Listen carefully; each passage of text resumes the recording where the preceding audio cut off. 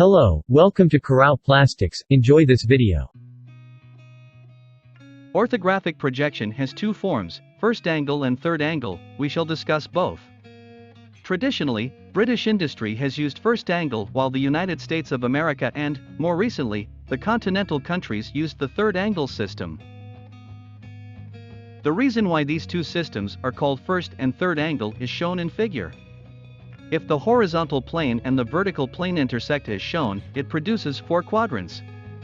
The first quadrant, or first angle, is the top right and the third is the bottom left. If the block is suspended between the vertical plane and the horizontal plane in the first and third angles, you can see how the views are projected onto the two planes. In first angle orthographic projection, you still have a vertical plane and a horizontal plane, but they are arranged differently.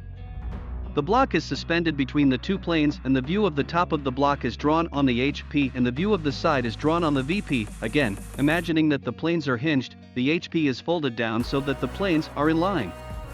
This results in the drawing of the side of the block being directly above the drawing of the top of the block. The following is an example of the first angle projection and other ways of making projections with animation.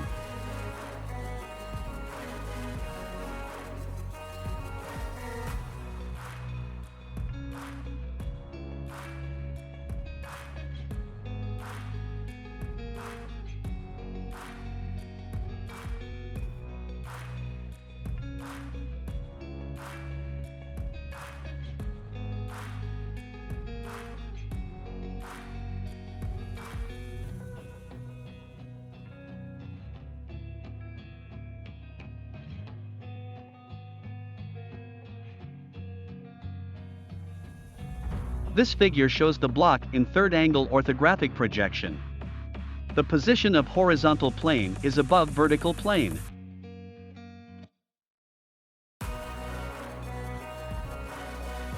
The following is an example of the third angle projection and other ways of making projections with animation.